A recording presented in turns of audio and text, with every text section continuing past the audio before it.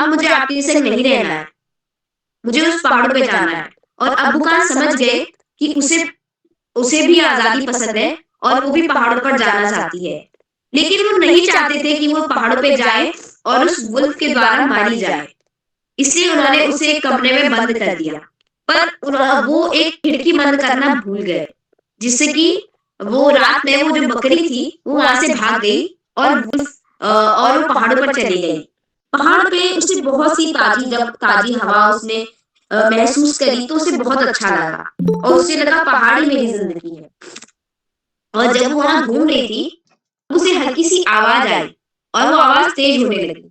तो उसे याद आया कि कहीं ये वही वुल्फ तो नहीं? तो उसने सोचा कि वहाँ रोज़ बंधे रहने से अच्छा है कि मैं खुले में मर जाऊँ। और उसके बाद वुल्फ उसके सामने आ जाता है और उनकी लड़ाई चलती है सुबह तक।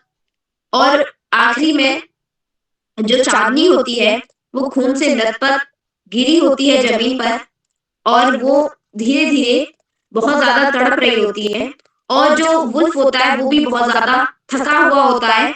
और वहाँ पे एक बर्ड्स की जो असेंबली थी वो बैठी हुई थी पेड़ पर। तो वो सब कहते हैं कि वुल्फ जीत गया।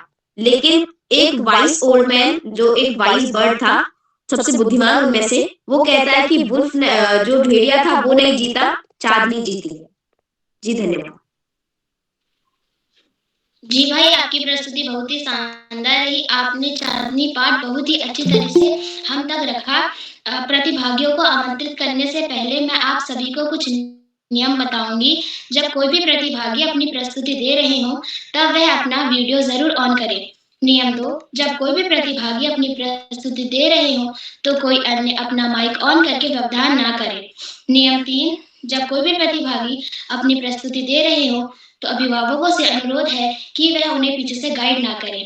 इसी के साथ में आज के पहले प्रतिभागी मेरे भाई पंकज, कक्षा 7, नानकमता उधम सिंह नगर से। क्या वह हमारे बीच उपस्थित हैं? जी बहन, मैं उपस्थित हूँ। जी, आपका स्वागत है। माँ सरस्वती को नमन करते हुए अतिथियों व गुरुजनों का स्वागत एवं अभिनंदन करता हूँ। मेरा नाम पंकज भट्ट, मैं कक्षा 7वीं का छात्र हूँ। मेरे स्कूल है जनपद उधम सिंह नगर, राज्य उत्तराखंड। मेरा इस कार्यशाला में पहला अवसर है। इस कार्यशाला के लिए मुझे मेरी सहपाठी नताशा चंद ने प्रेरित किया है, उसका मैं धन्यवाद अदा करता हूँ। और मेरी आज पाठ्य पुस्तक का नाम बसंत है। पाठ का नाम साम्य किसान और क्या कहते हैं, लेखक का नाम स्वरेश्वर दयाल सक्सेना है। और जो कविताएं कुछ इस प्रकार है। आकाश की पगड़ी बांधकर सूरज का चिलम पीता बैठा है पहाड़, घुटनों पर नदी है चादर सी जो घुटनों पर नदी है चादर सी लग रही है। पलाश के जंगल जल रहे हैं, पलाश के जंगल की हुई थी अंधेरा दूर पूरब है, भेड़ों के झुंड का ऐसा लग रहा है। अचानक बोला मोर, जैसे किसी ने आवाज दी, चिलम बुझ गई, धुआं उठा, अंधेरा छा गया। और आज की कुछ कठिन शब्द है। चिलम आंधी, सूर्य अस्त्र हो जाना, साफा पगड़ी, दहक लपट, अग्नि ज्वाला, चिमटा जिसका संकुचन हुआ हो। और मुझे यह पाठ इसलिए पसंद है क्योंकि यह पाठ में शाम की प्रकृति की खूबसूरती एक किसान के रूप में दिखाई गई, जो कि मुझे बहुत पसंद है। धन्यवाद। इसी के साथ अपनी वाणी को विराम देता हूँ। धन्यवाद। जी भाई, आपकी प्रस्तुति बहुत सुंदर रही। इसी के साथ में आज के दूसरे प्रतिभागी जो कि अल्मोड़ा से हैं, कक्षा 8 के छात्र पीयूष पांडे, क्या वे हमारे बीच उपस्थित हैं? पीयूष पांडे, लगता है वे हमारे बीच उपस्थित नहीं है। इसी के साथ में आज के तीसरे प्रतिभागी जो कि रुद्रप्रयाग से है, मेरी बड़ी दीदी शीतल बुटोला, कक्षा 8, क्या वे हमारे बीच उपस्थित हैं? शीतल बुटोला, लगता है वह भी हमारे बीच उपस्थित नहीं है। इसी के साथ में आज के चौथे प्रतिभागी दिव्यांका त्रिपाठी, कक्षा 4, पिथौरागढ़ से। दिव्यांका,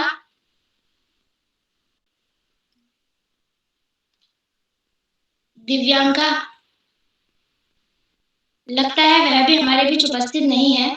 इसी के साथ में बड़े आदर के साथ श्री आकाश सारस्वत जी, उप निदेशक शिक्षा विभाग उत्तराखंड से, उनको मंच पर आमंत्रित करती हूँ इन 2 पंक्तियों के साथ। जब आप इस मंच पर आएंगे तो महफिल तालियों से खिल जाएंगे।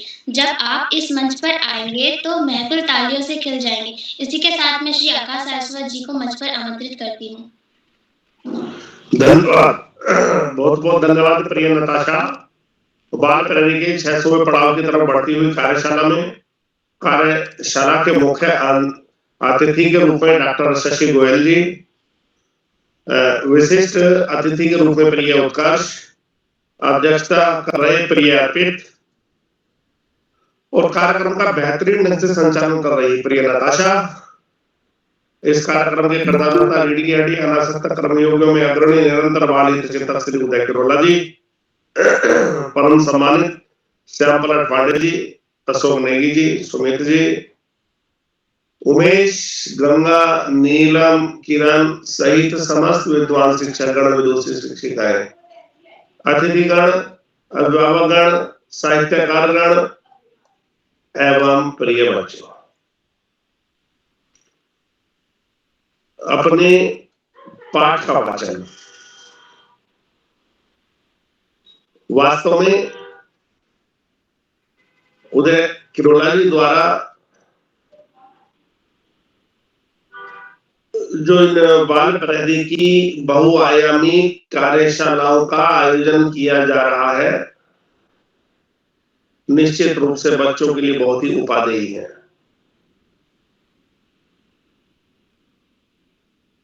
अलग अलग दिन अलग अलग प्रकार की कार्यशालाओं का आयोजन बच्चों के सर्वांगीण विकास में महत्वपूर्ण भूमिका का निर्वहन कर रहा है। कार्यशाला की शुरुआत में जो बच्चे ठीक से बोल नहीं पाते थे, वो आज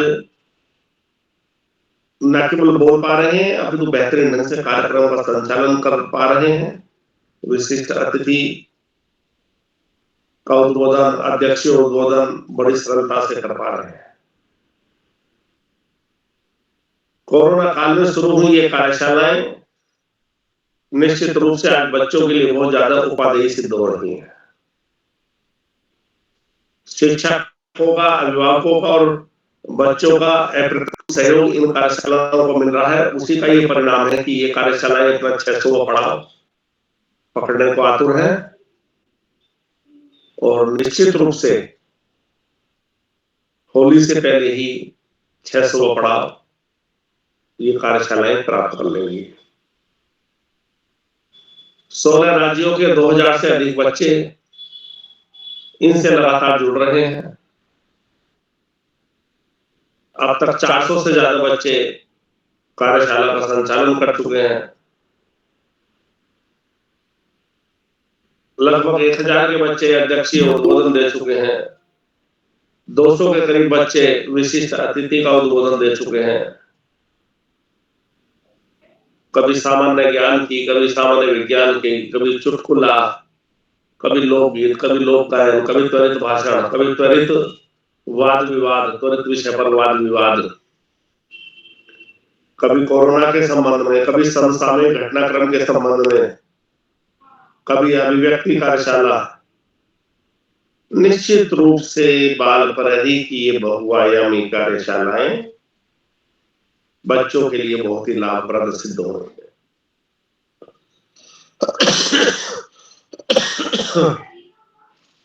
बच्चों के द्वारा बढ़ चढ़ कर भाग लिया जाना इन कार्यशालाओं की सफलता के बारे में बताता है।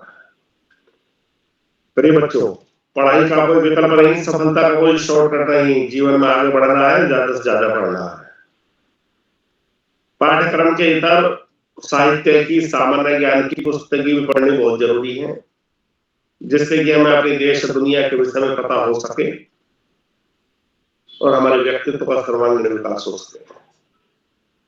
पुस्तकों से बेहतर कोई मित्र नहीं होता और निश्चित रूप से जो पुस्तकों से मित्रता कर लेता है वो जीवन में कभी अकेला नहीं होता।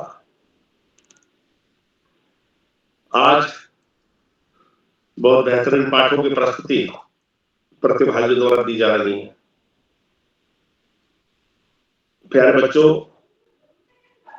कोरोना की सावधानियां पुनः अपनानी है और चीन के लिए तो कोरोना भस्मासुर साबित होता जा रहा है। हमें भी अपनी सुरक्षा पूरी रखनी है और सावधानी हटी दुर्घटना घटी के सिद्धांत को देखते हुए मास्क का प्रयोग करना है, सैनिटाइजर का प्रयोग करना है, एक दूसरे से पर्याप्त दूरी रखनी है 2 गज की, और साफ सफाई का पूरा ध्यान रखना है। बाहर का खाने से बचना है। जो भी घर का खाना है, तो निश्चित रूप से हम कोरोना रूपी इस दैत्य को परास्त करने में सफल हो सकेंगे।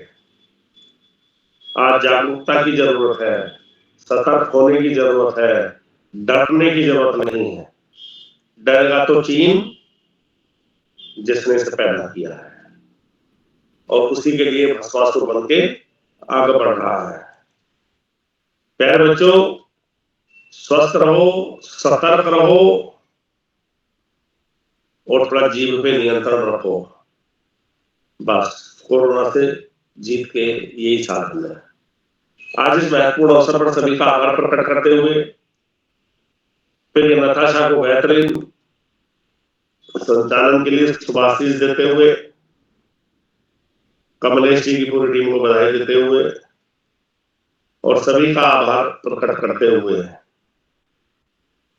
और निश्चित रूप से हम कोरोना को पुनः हराएंगे और एक स्वस्थ समाज का निर्माण करेंगे। इसी आशा, इसी विश्वास के साथ रामधारी सिंह दिनकर की 2 पंक्तियों के साथ मैं अपनी वाणी को विराम दूंगा। लोहे के पेड़ हरे होंगे, तू गान प्रेम का गाता चल, नम होगी यह मिट्टी जरूर, आंसू के कण बरसाता चल। धन्यवाद। जय हिंद, जय भारत। जी सर, आपका बहुत बहुत आभार। इसी के साथ अब मैं आमंत्रित कर रही हूँ टिहरी से मेरी छोटी बहन राधिका रावत, कक्षा 4। क्या वह हमारे बीच उपस्थित है? जी दीदी जी, मैं उपस्थित हूँ। जी, आपका स्वागत है। मेरा माँ शाहदेव को नमन करते हुए मेरा नाम राधिका रावत है। मैं कक्षा 4 की छात्र हूँ। मेरे विद्यालय का नाम राजकीय प्राथमिक विद्यालय उठड़ है।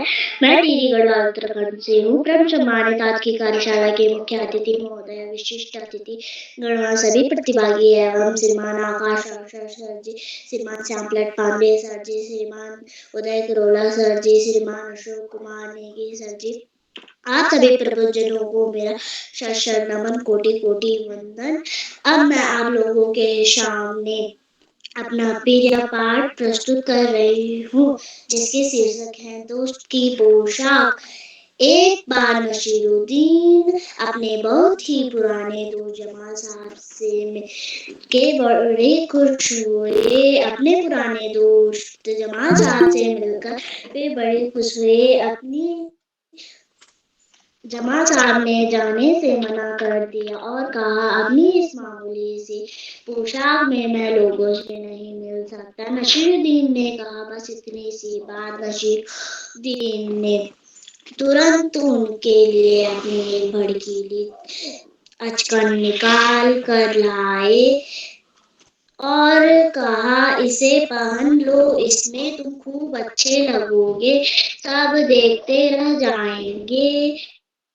बंठन कर दोनों घूमने निकले। दोस्तों को लेकर नसीरुद्दीन पड़ोसी के घर गए। नसीरुद्दीन ने पड़ोसी से कहा, ये है मेरे खास दोस्त जमाल साहब। आज कई सालों बाद इनसे मुलाकात हुई है। वैसे जो अचकन इन्होंने पहन रखी है वह मेरी है। यह सुनकर जमाल साहब पर तो मानो घड़ों पानी पड़ गया। बाहर निकलते ही मुंह बनाकर उन्होंने नसीरुद्दीन से कहा, तुम्हारी कैसी अकल है? क्या यह बताना जरूरी था कि यह अचकन तुम्हारी है? तुम्हारा पड़ोसी सोच रहा होगा कि मेरे पास अपने कपड़े है ही नहीं। नसीरुद्दीन ने माफी मांगते हुए कहा, गलती हो गई, अब ऐसा नहीं करूँगा। अब नसीरुद्दीन ने उन्हें हुसैन साहब से मिलवाने ले गए। हुसैन साहब ने गर्मजोशी से उनका स्वागत सत्कार किया। जब जमाल साहब के बारे में पूछा तो नसीरुद्दीन ने कहा, जमाल साहब मेरे पुराने दोस्त हैं और इन्होंने जो अचकन पहनी है वह इनकी अपनी ही है। जमाल साहब फिर नाराज हो गए। बाहर आकर बोले, झूठ बोलने को किसने कहा था? क्यों? नसीरुद्दीन ने कहा, तुमने जैसा चाहा मैंने वैसा ही तो कहा। पोशाक की बात कहे बिना काम नहीं चलता क्या? उनके बारे में न कहना ही अच्छा है। जमाल साहब ने समझाया। जमाल साहब को लेकर नसीरुद्दीन आगे बढ़े। तभी एक अन्य पड़ोसी मिल गए। नसीरुद्दीन ने जमाल साहब का परिचय उनसे करवाया। मैं आपका परिचय अपने पुराने दोस्त से करवा दूं। यह है जमाल साहब और इन्होंने जो अचकन पहनी है उसके बारे में मैं चुप ही रहूं तो अच्छा है। मेरे कठिन शब्द हैं नसीरुद्दीन गर्मजोशी, और मुझे पाठ इसलिए अच्छा लगता है क्योंकि मुझे पाठ इसलिए अच्छा लगता है कि उसमें दोस्त के बारे में लिखा होता है और इस पाठ में पोशाक के बारे में लिखा होता है। उसमें अच्छे अच्छे चित्र बने होते हैं। उस पाठ में उन दोस्तों के नाम भी बहुत अच्छे होते हैं। धन्यवाद। जी बहन, आपकी प्रस्तुति सुंदर रही, पर आपको अपना पाठ पढ़ाना था, पढ़ना नहीं था। इसी के साथ मैं पटना बिहार से मेरी बहन कक्षा 7 से मनस्विता, क्या वे हमारे बीच उपस्थित हैं? मनस्विता, लगता है वे हमारे बीच किसी कारणवश नहीं जुड़ पाई। इसी के साथ मैं नानकमता से मेरे भाई सुमित शर्मा कक्षा 7, क्या वे हमारे बीच उपस्थित हैं? जी बहन, मैं उपस्थित हूँ। मेरा नाम सुमित शर्मा है। मैं कक्षा 7 का छात्र हूँ। मेरे स्कूल का नाम नानक माता पब्लिक स्कूल है। मैं माँ शारदे को नमन करते हुए इस कार्यशाला में अपनी प्रस्तुति देना चाहूँगा। मेरी कविता का नाम है कठपुतली।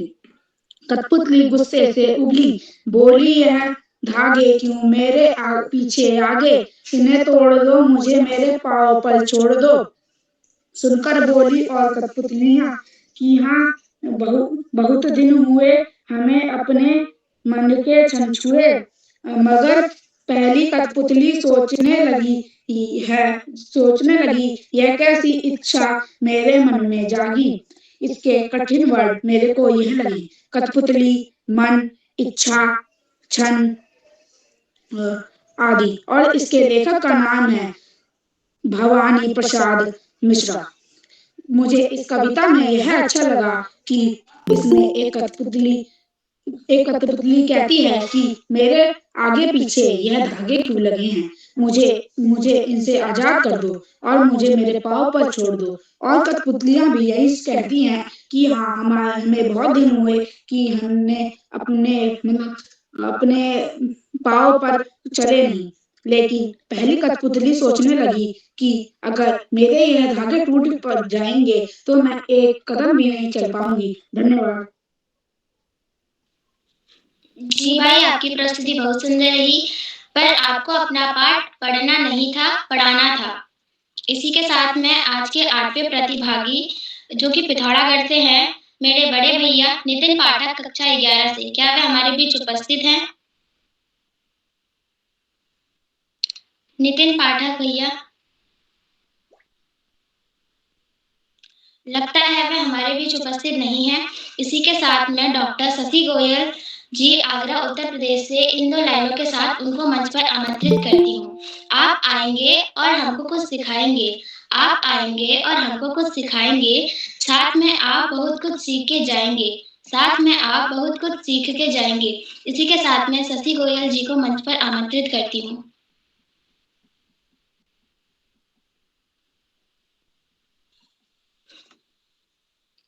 डॉक्टर शशि गोयल जी, लगता है वे अभी हमारे बीच उपस्थित नहीं हैं। इसी के साथ में आज के 90 प्रतिभागी मेरी छोटी बहन प्रसिद्धि सकलानी, कक्षा 4 देहरादून से।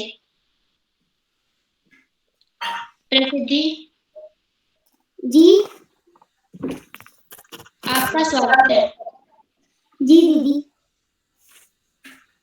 सर्वप्रथम मैं माँ सरस्वती को प्रणाम करती हूँ तथा ऑनलाइन सभी जुड़े हुए सदस्यों को भी प्रणाम करती हूँ।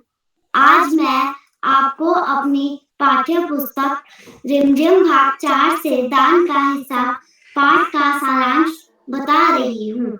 इस कहानी के लेखक हैं श्री सुकुमार राय। एक प्रेरणाप्रद कहानी होने के कारण मुझे यह पाठ बहुत पसंद है। इस पाठ के कठिन शब्द और उनके अर्थ है पहला लगदक, जिसका अर्थ है आभूषण या गहनों से युक्त। दूसरा दिवालियां, जिसका अर्थ है ऋण चुकाने में असमर्थ।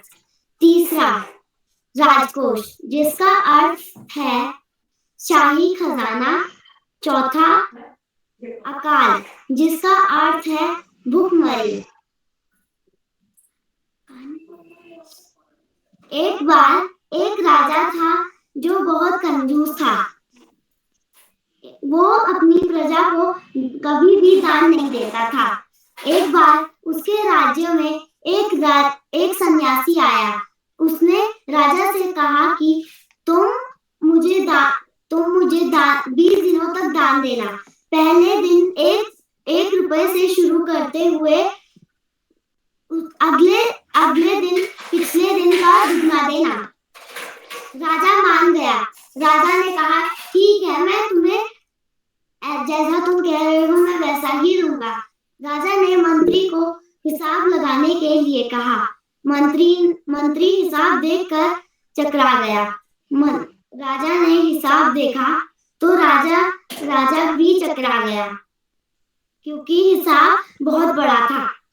हिसाब 10,48,575 रुपए थे। राजा ने सन्यासी से पूछा कि आप इतना सारा दान का क्या करेंगे। सन्यासी ने कहा कि मैं पूरी प्रजा को 5-5 हजार रुपए दान दे दूंगा। इस पाठ का यह है कि किसी भी व्यक्ति या प्राणी को अत्यधिक लालची और कंजूस नहीं होना चाहिए। धन्यवाद। नताशा, मेरा स्पीकर आगे हो गया है चालू, आवाज आ रही है मेरी? मैं शशि गोयल। जी मैम। हाँ, मेरा जब स्पीकर नहीं चालू था, अब मेरा स्पीकर चालू हो गया है। जी मैम। अब मैं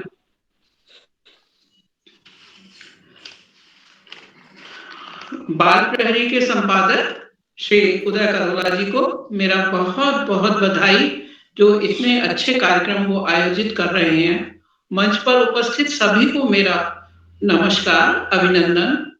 इस प्रकार के कार्यक्रम जो है बच्चों के मानसिक विकास के लिए आयोजित किए जाते हैं, तो बहुत ही अच्छी प्रतिभाएं सामने आती हैं और इस प्रकार आयोजनों में भाग लेने से बच्चों की हिचक खुलती है, उन्हें अपने को प्रस्तुत करना आता है। मैं कल के कार्यक्रम में मैंने देखा बच्चों ने बहुत अच्छे तरह से संचालन किया और बच्चे सीखते हैं इससे कि किस प्रकार हमें बोलना है। अब वो अगर अपने जो उन्होंने बोला है उसको अगर अपनी स्पीच को सुनेंगे, अपने बोले हुए को दोबारा सुनेंगे, तो उन्हें खुद एहसास होगा कि उन्होंने कहाँ पर कमी की है। तो इस तरीके के कार्यक्रम बच्चों के लिए, क्योंकि अब स्टेज वाले कार्यक्रम कोरोना की वजह से हो नहीं पा रहे, ये कार्यक्रम बच्चों को बहुत विकास में सहायता करेंगे। उन्हें जिंदगी में सफलता पाने के लिए बहुत आवश्यक है कि स्पष्ट उच्चारण और हिचक खुलने की बहुत ही आवश्यकता है उनके लिए। तो इसके साथ ये मस्तिष्क के विकास के लिए करती है, कुछ बच्चों को करने के लिए प्रयत्न और मेहनत करने की भी आदत डालता है इस प्रकार के कार्यक्रम। कल पहेलियां सुनी, कुछ पहेलियां बहुत कठिन थी, लेकिन बच्चों ने उनका जवाब दिया।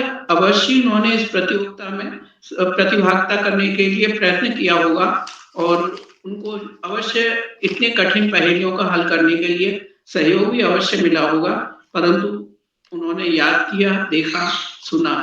संचालन के लिए मैं नताशा को बहुत बहुत बधाई दे रही हूँ, बहुत अच्छे ढंग से कर रही हैं। इस प्रकार के कार्यक्रम लगेंगे, बहुत ही ज्ञानवर्धक होते हैं, सबसे अधिक उनके व्यक्तित्व के विकास में सहायक होते हैं। इसी प्रकार की कार्यशाला होती रहनी चाहिए।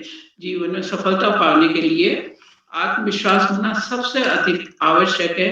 ये मैं बच्चों को सलाह दूंगी, आत्मविश्वास से पढ़ें, अपने अंदर हिचके नहीं, डरे नहीं।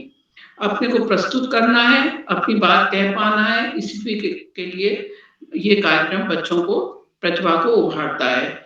से भी जो करें, जो भी कार्यक्रम को अपनी लगन से करें, अपने मन में करें, लक्ष्य को सामने रखें अपने, रोज उस लक्ष्य को बदलें नहीं।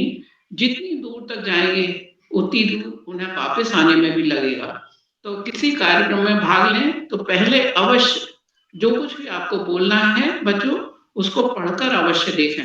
पहले एक दफे अच्छे से उसको पढ़ लें, और अगर विशेष रूप से शीशे के सामने पढ़ेंगे तो आपको लगेगा कि हाँ, हम कहाँ कमी कर रहे हैं बोलने में, या कहाँ हमारा अच्छा लग रहा है। तो इस प्रकार के कार्यक्रमों को करते रहने चाहिए और अपना, तभी आप आगे बढ़ोगे। और यह बहुत अच्छा प्रयास है बच्चों का। मैं ये छोटी सी कविता जो है उन बच्चों के लिए प्रस्तुत कर रही हूँ। अगर पढ़ोगे हृदय लगाकर, अगर पढ़ोगे हृदय लगाकर, आइंस्टीन बन जाओगे। ये आप लोगों के लिए एक शिक्षा ही मात्र है ये। अगर पढ़ोगे हृदय लगाकर, आइंस्टीन बन जाओगे। खेले भी अगर तुम लगन से, खेले भी तुम अगर लगन से, पेले ध्यानचंद बन जाओगे। जीवन अगर जिया स्वार्थ से, जीवन अगर जिया स्वार्थ से, हमेशा दूसरों के हितार्थ काम करना चाहिए। जीवन अगर जिया स्वार्थ से, प्यार मिल भला किसका पाओगे। जीवन अगर जिया स्वार्थ से, प्यार भला किसका पाओगे। दृढ़ता प्यार लगन सेवा व्रत, यदि जीवन में अपनाओगे। दृढ़ता प्यार लगन सेवा व्रत, यदि जीवन में अपनाओगे, आने वाली पीढ़ी को तुम अपने पीछे पाओगे। आप सबसे आगे होंगे, क्योंकि आप सबका हित ध्यान कर रहे हैं। आपके आगे आप खड़े होंगे तो आपके पीछे लाइन लग जाएगी। ध्रुव सा निश्चय लिया अगर तो, ध्रुव का सा निश्चय लिया अगर तो, ऊंचे चढ़ मुस्काओगे। त्याग अगर करना सीखा तो, त्याग अगर करना सीखा तो, गांधी बन दिखलाओगे। रहे प्यार से हिलमिल जग में, रहे प्यार से हिलमिल जग में, जग में नाम कमाओगे, जग में नाम कमाओगे। इसी के साथ मैं अपनी बात खत्म करती हूँ। नमस्कार सबको।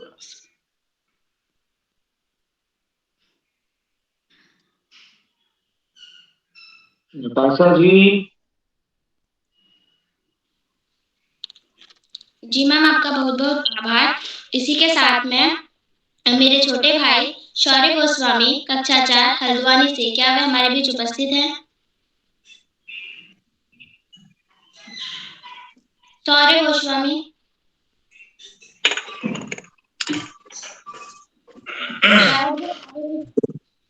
शायद वो हमारे बीच उपस्थित नहीं है।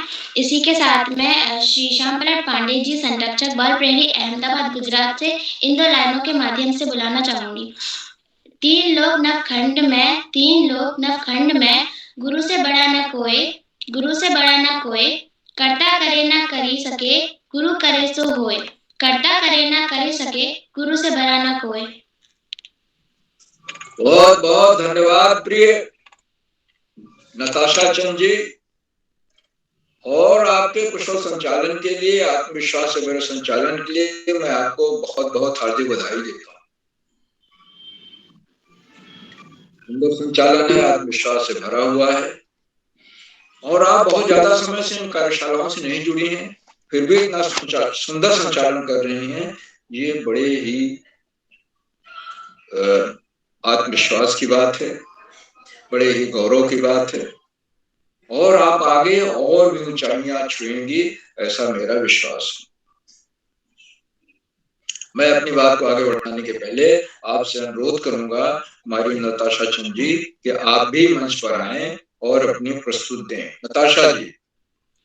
जी सर, मैं अपना परिचय पहले दे चुकी हूँ, इसलिए मैं सीधा अपनी प्रस्तुति पे आती हूँ। पाठ्य पुस्तक का नाम बसंत, पाठ का नाम कठपुतली, लेखक का नाम भवानी प्रसाद मिश्र। इस कविता में लेखक ने कठपुतलियों के बारे में कहा है। कठपुतलियाँ वैसे तो इंसानों के इशारों पर नाचती हैं, पर इस कविता में कठपुतलियाँ स्वतंत्र होना चाहती हैं। वो बार बार बोलती है कि मुझे स्वतंत्र होना है, मेरे यह आगे पीछे धागे क्यों बांध रखे हैं। उसे देखकर और कठपुतलियों के मन में भी इच्छाएं जागती है कि मुझे भी स्वतंत्र होना है, मुझे भी अपनी मन की करनी है। ये कविता मुझे इसीलिए पसंद है क्योंकि इसने कविता में कठपुतली स्वतंत्र होने की बात कर रही हैं और एक कठपुतली जब स्वतंत्र होना चाहेगी तो उसे देखकर और कठपुतलियों के मन में भी इच्छाएं जागेंगी स्वतंत्र होने की। ठीक इसी प्रकार अगर एक व्यक्ति सच्चाई के मार्ग पर चलता है तो उसे देखकर बहुत से व्यक्ति उसके पीछे पीछे चलेंगे। इस पाठ के कोई कठिन शब्द नहीं है, पर इस पाठ में कठिन मुहावरे हैं जो इस प्रकार से हैं। गुस्से से उबली बहुत अधिक गुस्सा आना, हमें अपने मन के छंद छुए, बहुत दिन हुए हमें अपने मन का दुख दूर नहीं हुआ और ना मन में खुशी आई। इस पाठ का सार है। यह कविता भवानी प्रसाद मिश्र द्वारा लिखी गया है, जिसमें कवि ने हमें अपनी स्वतंत्रता के लिए सचेत रहने को कहा है। कठपुतली जो दूसरों के इशारों पर नाचती है, एक दिन गुलामी से तंग आकर बोली, ये धागे मेरे शरीर के आगे पीछे क्यों बांध रखे हैं, तुम इन्हें तोड़ दो कर मुझे स्वतंत्र कर दो ताकि मैं अपने पैरों पर खुद चल सकूं। धन्यवाद। बहुत सुंदर प्रस्तुति, बहुत बहुत हार्दिक बधाई। और कठपुतली पाठ इसके पहले भी एक बच्चे ने प्रस्तुत किया और भवानी प्रसाद मिश्र की कविता है, जो भवानी प्रसाद मिश्र तारसप्तक के कवि थे, प्रयोगवादी कवि थे, आगे चल करके बड़े गीतकार बने हो। बड़ी सुंदर कविता। और आज जो बच्चों ने प्रतिभाग किया है उसमें सबसे ज्यादा मुझे बात आई कि आजादी की बात आई। कठपुतलियां भी आजादी चाहती। इसी तरह से विशिष्ट अतिथि ने जो पाठ बताया उसमें भी बकरियां आजादी चाहती। तो हमारे लिए सबसे महत्वपूर्ण चीज क्या है जीवन में? आजादी। और देखिए भारत पराधीन रहा और आजादी के लिए, देश के लिए कितना संघर्ष करना पड़ा। देश को, समाज को, व्यक्ति को, सबको आजादी चाहिए। तो आजादी जीवन में विकास का मूल मंत्र है। बहुत सुंदर प्रस्तुत, बहुत बहुत बधाई कठपुतली पाठ के लिए नताशा जी को। दोहरी बधाई, एक तो सुंदर संचालन के लिए और दूसरा पाठ की सुंदर प्रस्तुति के लिए। आज 10 बच्चों को शिक्षण कार्यशाला में अपने पाठ पढ़ाना थे। इसमें अपने पाठ्य पुस्तक से एक पाठ ले लेना था और एक शिक्षक बन करके, जैसे आप क्लास में एक शिक्षक बन गए हो, पढ़ाने आ जा रहे हो और उस तरह से पढ़ाना था। जैसे ये था कि बच्चों आज मैं वसंत पाठ्य पुस्तक के पाठ 7 को आपके सामने पढ़ाने जा रहा हूं या जा रहा हूं। इसका सार इस प्रकार, इसमें कुछ कठिन शब्द हैं, मैं उनके अर्थ बता देता हूं या बता देता हूं, इससे हमें ये शिक्षा मिलती। तो ये सब चीजें as a teacher, as a शिक्षक आपको पढ़ना चाहिए, जैसे आप क्लास में शिक्षक बन के आए हो और बच्चों को पढ़ा रहे हैं।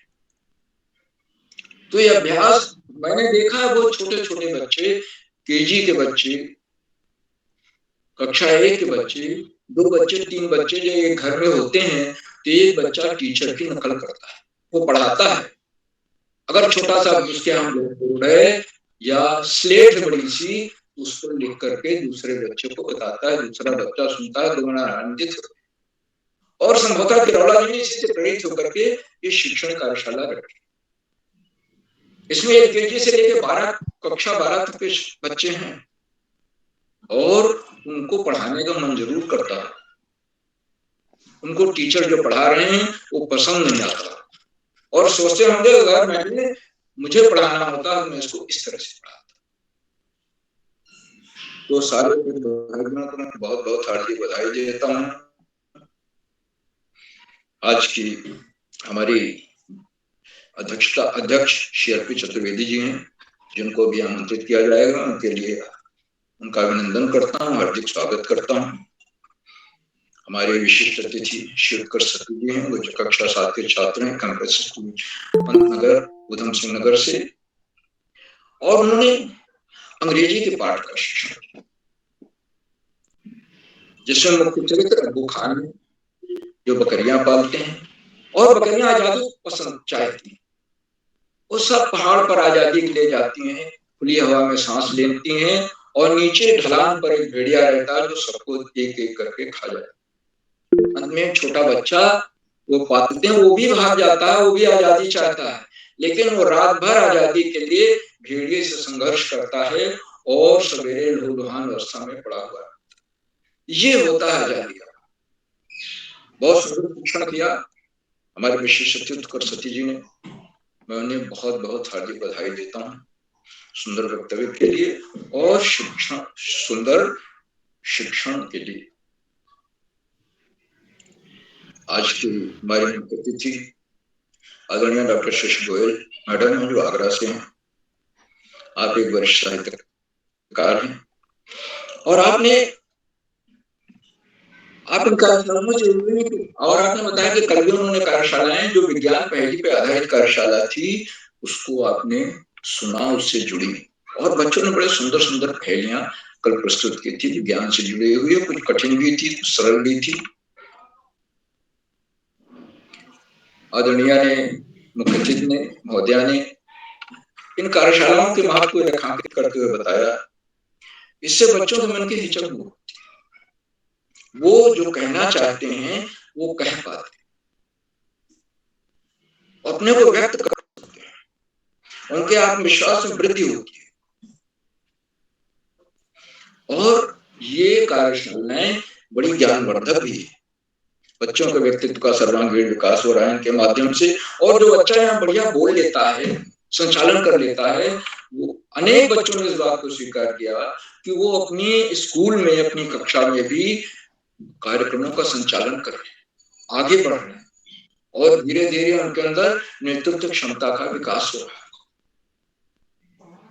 आदरणीय गोयल मैडम ने बहुत सारी बातें बताई और उन्होंने कहा देखो भाई, आने के पहले पूर्वाभ्यास जरूर करो।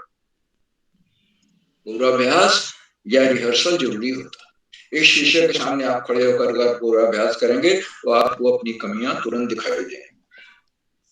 उन्होंने बच्चों की छोटी सी कविता भी प्रस्तुत की, जिसमें आइंस्टाइन, पेले, ध्रुव आदि जो हमारे प्रेरक, आइंस्टाइन और पेले तो आदमियों के ऊपर हैं, ध्रुव तो बालक था जिसके निश्चय की तारीफ आज भी होती है और हमें वैसे ध्रुव कर निश्चय करना चाहिए, सभी को, बच्चों को तो खास तौर से।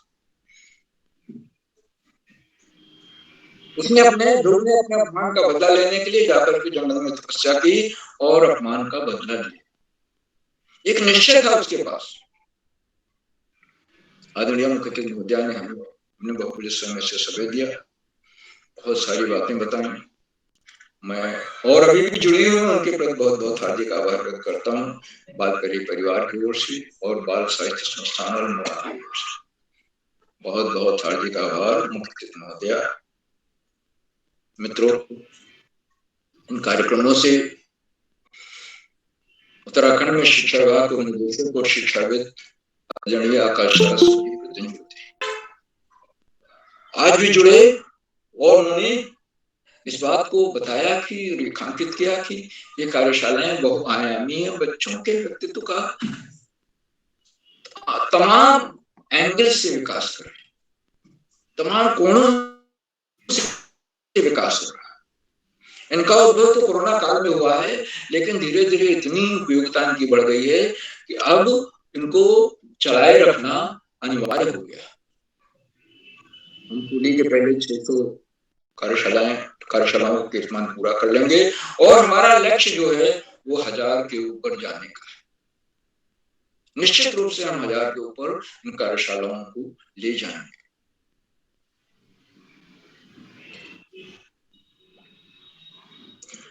और सारस्वत जी हमेशा इस बात को बच्चों को प्रेरित करते हैं कि आप पाठ्य पुस्तक से इतर पुस्तकें भी पढ़िए, ज्ञान की पुस्तकें पढ़िए और पुस्तकें पढ़िए। पाठ्य पुस्तक की पुस्तक तो आपको पढ़ना है, इम्तिहान पास करना है, आगे रहना है कक्षा में। अपनी पढ़ाई में तो आप अव्वल बने ही रहें, लेकिन साथ साथ और भी पुस्तकें पढ़ें। और अभी कोरोना फिर से वापस आ रहा है, तो हमें बच्चों को तो खैर 12 साल तक कभी टीका भी नहीं बनाया भारत में, लेकिन बच्चों को भी उनको ज्यादातर ये कहना है डॉक्टर्स का, मैं देख रहा था, सुन रहा था कि बच्चे एसिम्प्टोमेटिक होते हैं, उनको कोरोना होगा, हल्का फुल्का बुखार आ गया, कुछ भी नहीं होगा, और वो बड़ों को आसान कर देंगे, वो बीमारी बड़ों को चली जाए।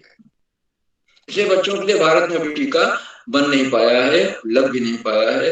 बाहर के देशों में तो अमेरिका वगैरह में तो लग रहा है, लेकिन हमारे यहाँ नहीं है। लेकिन हमारे यहाँ 2 डोज और दूसरा डोज ज्यादातर लोगों ने लगवा लिए हैं, और इसलिए चाइना से आने वाला जो भस्मासुर है उसका बहुत अधिक प्रभाव भारत में नहीं होगा। हमारे यहाँ हर्ड इम्यूनिटी डेवलप हो गई,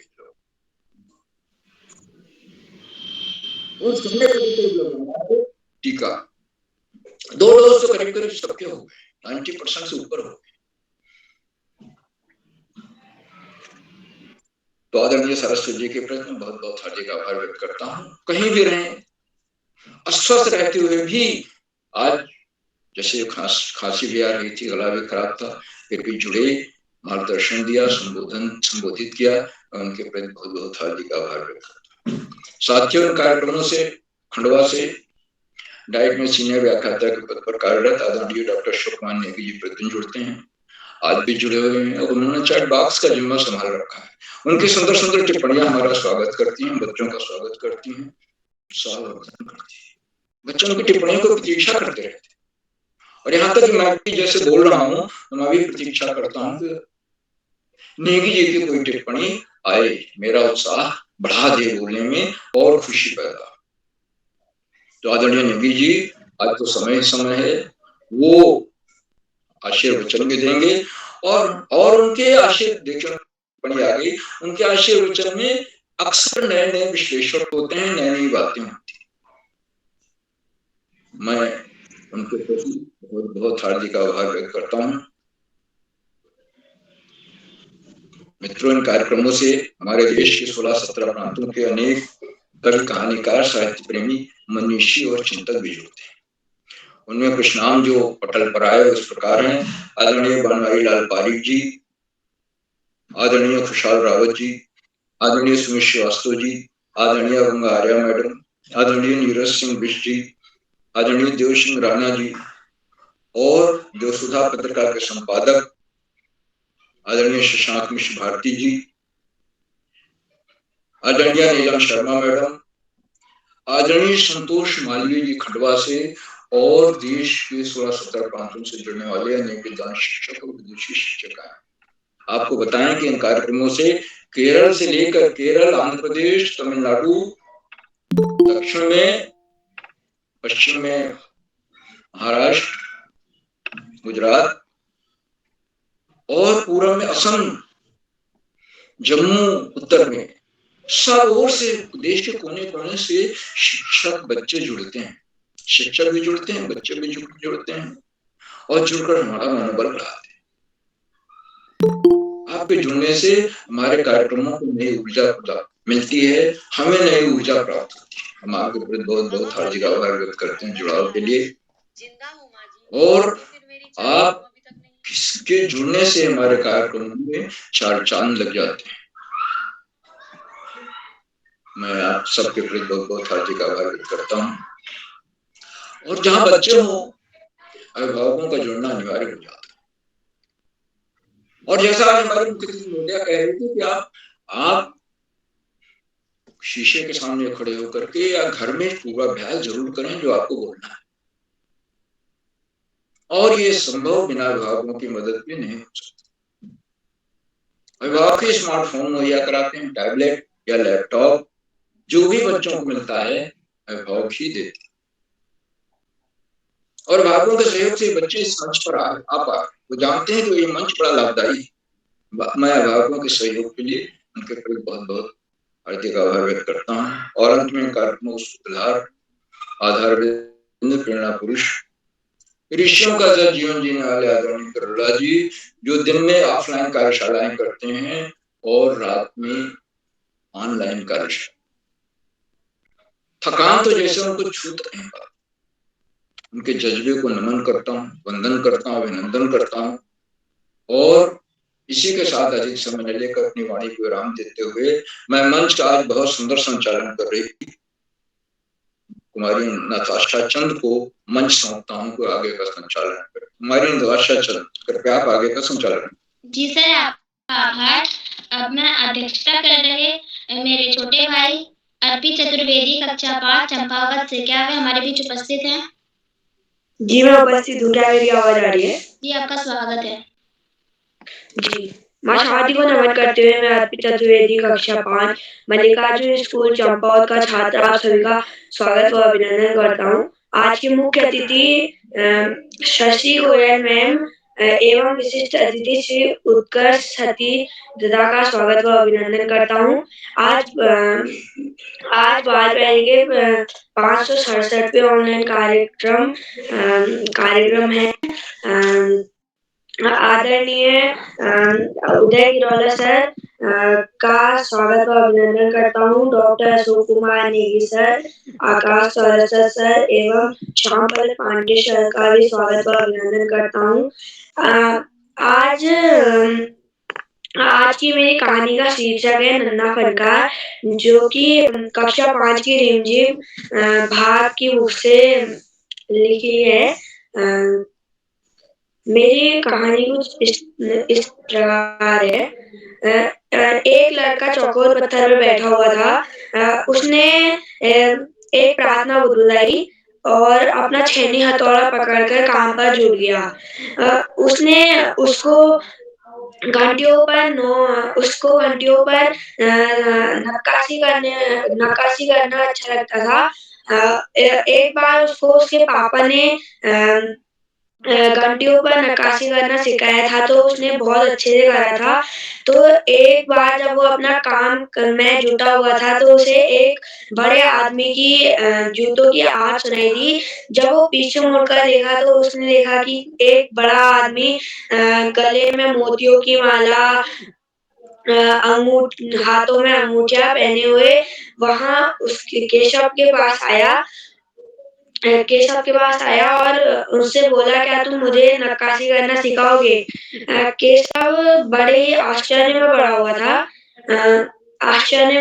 था। उसे समझ नहीं आया था कि वो कौन है। वो बादशाह अकबर थे। फिर पीछे से एक पहरेदार की आवाज आई, हुजूर मुझे माफ कर दीजिए, मुझे पता नहीं था कि आप यहाँ आए हैं करके कहा। तो पहरेदार ने केशव से कहा कि बेवकूफ बादशाह अकबर तुम्हारे सामने खड़े हैं, उन्हें सलाम भी नहीं कर रहे हो, ऐसा कहा। तो अकबर को गुस्सा आ गया। अकबर ने कहा कि मुझे अकेला छोड़ दो, तुम जाओ।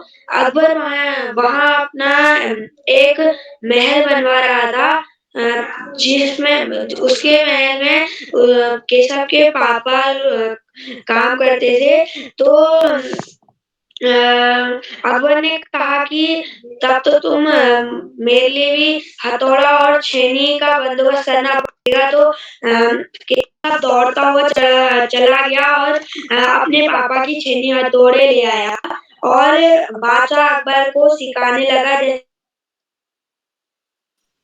फिर जब कुछ भी अकबर से कुछ भी गलती होती तो केशव उन्हें बताता कि ऐसे करना है।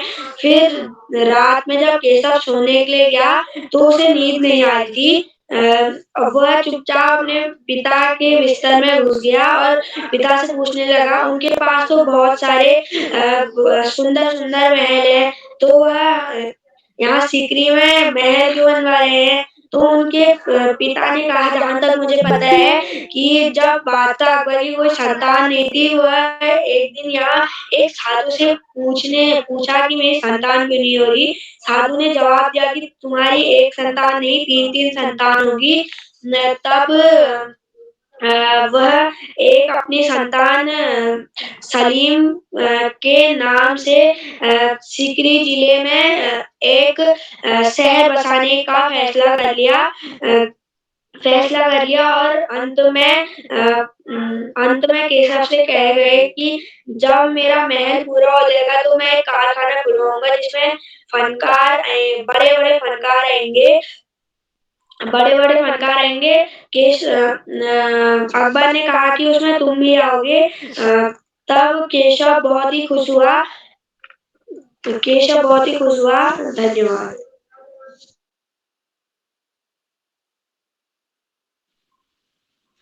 जी भाई, आपकी प्रस्तुति बहुत शानदार रही। अब मैं छूटे हुए साथी को मंच पर आमंत्रित करती हूँ। पीयूष पांडे, शीतल बुटौला, दिव्यांका त्रिपाठी, मनस्विता, नितिन पाठक भैया, शौर्य गोस्वामी। अब मैं डॉक्टर अशोक कुमार नेगी जी, संरक्षक बाल प्रहरी खंडवा मध्य प्रदेश से इन 2 लाइनों के माध्यम से बुलाऊंगी। आप हम सबका उत्साहवर्धन चैट बॉक्स के माध्यम से करते हैं। आपको देख हम भी टिप्पणियां करना सीख गए हैं। इसी के साथ में डॉक्टर अशोक कुमार नेगी जी को मंच पर आमंत्रित करती हूँ। नताशा जी, बहुत बहुत धन्यवाद आपको। और आपने जैसा कहा कि आप भी टिप्पणियां करना सीख गए हैं चैट बॉक्स को देख के, तो मैं प्रफुल्लित हो गया हूँ आपकी इस बात को सुन के। निश्चित रूप से बहुत बढ़िया तरीके से आपने आज के शिक्षण कार्यशाला का संचालन किया और बड़े बेबाकी से आप अपनी बात रख रहे थे कि प्रस्तुतकर्ता को कैसा प्रस्तुत करना है और उसमें किन चीजों का ध्यान रखना है, और आपने उनको प्रस्तुति की तुरंत बाद जो है निर्देशित भी किया।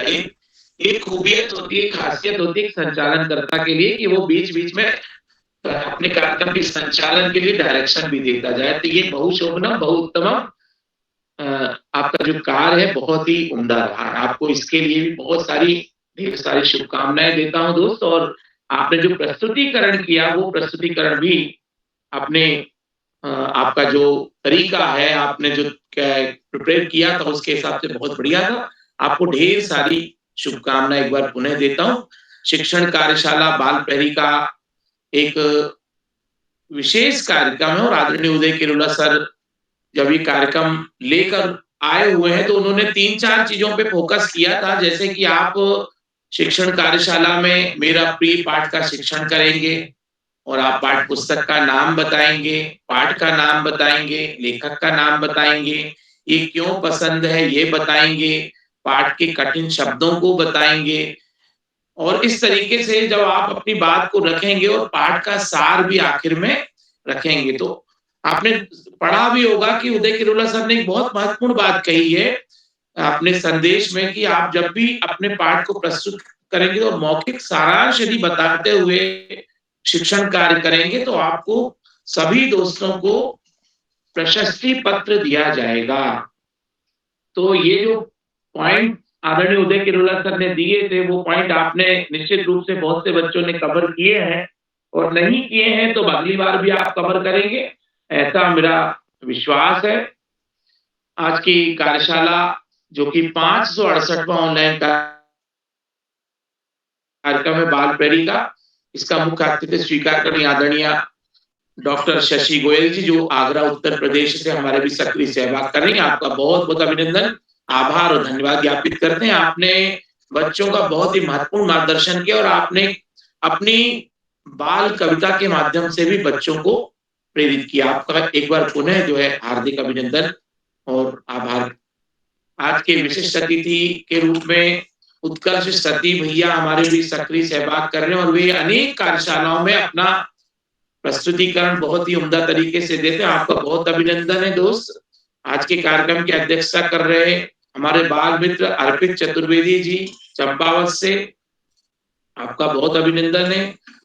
आज के कार्यक्रम में प्रमुखतः प्रतिभाग करने वाले दोस्तों में पंकज जी, पीयूष जी, शीतल जी, दिव्यांका जी, राधिका जी, मनस्विता जी, सुमित शर्मा जी, नितिन जी, प्रसिद्धि सकलानी जी, शौर्य गोस्वामी जी। इसमें से 3-4 दोस्त जो हैं अभी हम उनकी प्रतीक्षा कर रहे हैं, और मुझे लगता है कि आप अपनी तैयारी करके शीघ्र ही मंच पर अपनी उपस्थिति देंगे। आपका अभिनंदन, स्वागत और प्रतीक्षा है दोस्तों। साथियों, आज शिक्षण कार्यशाला में जब आप पाठ प्रस्तुत कर रहे हैं तो आपसे जो अपेक्षा की गई है, इसका मतलब ये है कि आपका एक पाठ तैयार हो गया। आज आप अपनी जो मूल्यांकन है, जो आपका आकलन है, जो आपका एग्जामिनेशन होगा, उसके लिए आपका एक पाठ और तैयार होगा। इसके पहले भी जितनी शिक्षण कार्यशालाएं हुई, पाठ्य योजना आपने प्रस्तुत की है,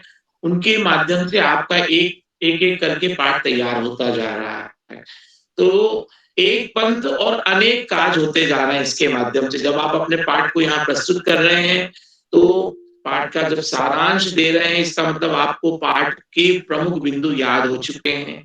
जब आप यहाँ पे शिक्षण कर रहे हैं तो आपके कठिन बिंदु है, या उसका भावार्थ है, या उसका सारांश है, या उसका गद्य का पोर्शन है, या उसकी कविता का भावार्थ निकल के आ रहा है, वो सब चीज आपकी तैयार होती जा रही है। फिर यदि कोई दूसरा दोस्त आपकी किताब का कोई पाठ प्रस्तुत कर रहा है तो वो भी आपको उसका फायदा मिल रहा है, यदि आप उसको ध्यानपूर्वक सुन रहे हैं। तो हमें तो जितने हमने पाठ सुने, हमको सभी पाठ जो है वो यहाँ पे मंच पे लाभ मिल रहा है, और हमें नई नई चीजें पता लगती हैं।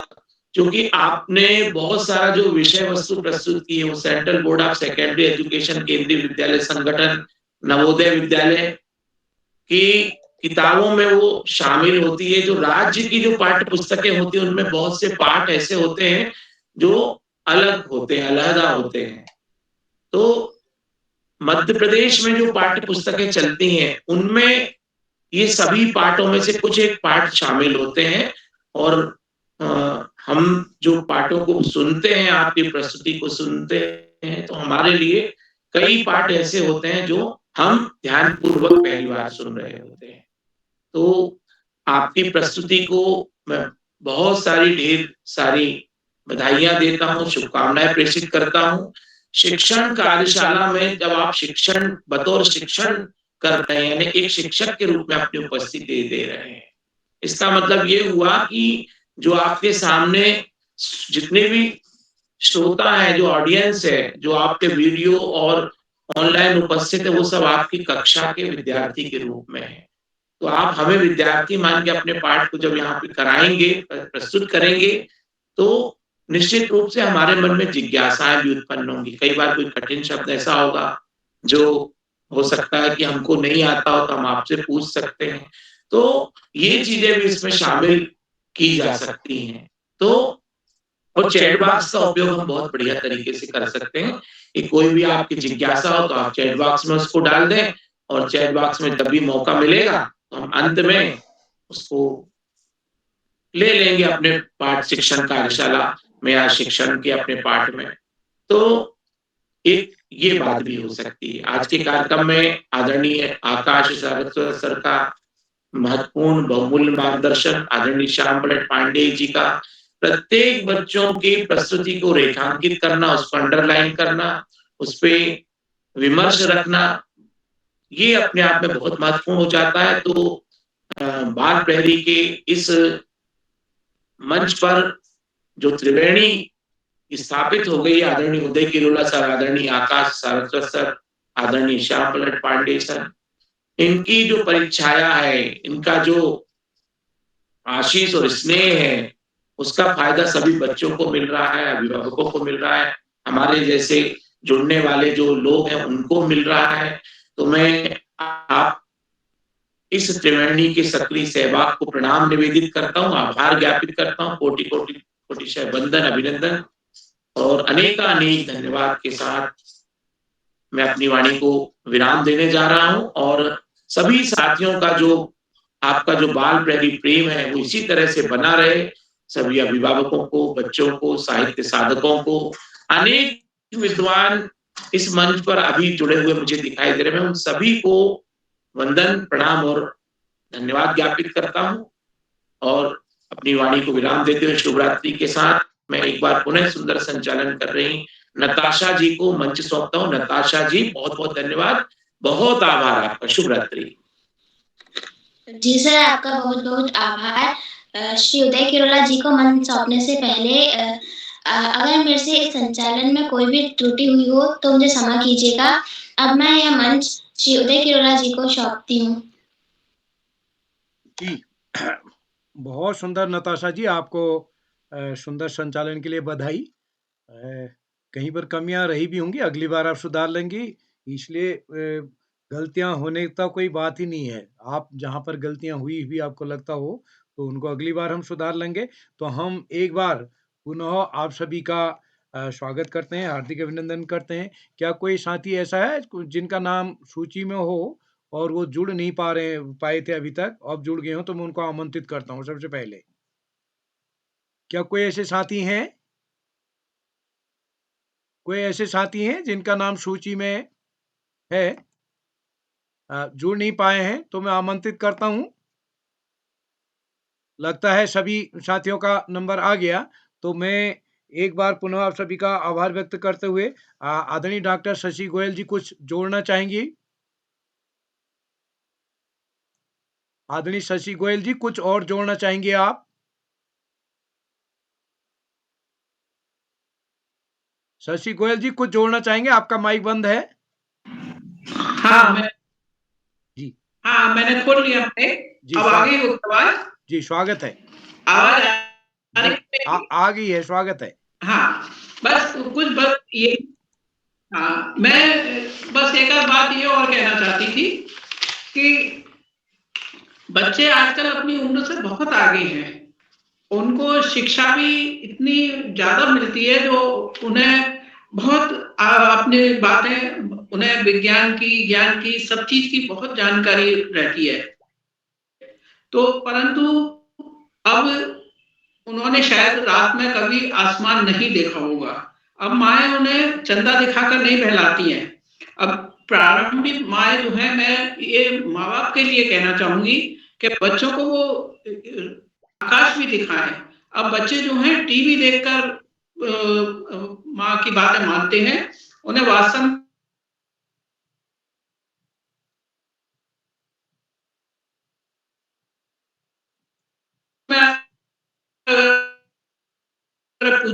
तारों को चलते गिरते नहीं देखते हैं।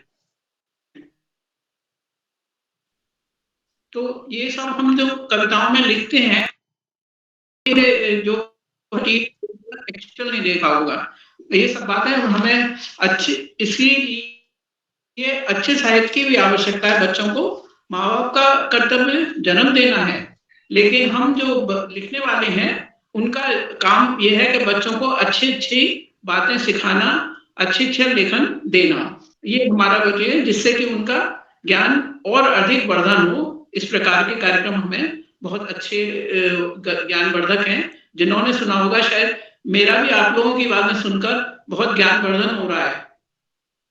तो सीखते रहना चाहिए, पढ़ते रहना चाहिए बच्चों को, मेरा यही और कहना था। जी, आदरणीय डॉक्टर शशि जी, आपका विशेष रूप से आभार। आपका स्नेह बना रहे। तो अंत में मैं इस कार्यक्रम को समेटते हुए धन्यवाद। जी इस मतलब कार्यक्रम को बहुत समेटते हुए एक बार सबका आभार व्यक्त करता हूँ। आदरणीय आयुष सुमित श्रीवास्तव जी, आयुष जी जुड़े हैं क्या? सुमित सर,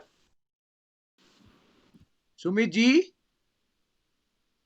तो चलिए सुमित जी भी नहीं जुड़ पा रहे हैं। तो एक बार मैं सभी मित्रों का आभार व्यक्त करता हूँ। आप सबका स्नेह इस कार्यक्रम को मिलेगा। शिक्षण कार्यशाला का दूसरा चरण कल होगा, तो कल भी आप सादर आमंत्रित होंगे। आप सभी को नमस्कार और शुभ रात्रि।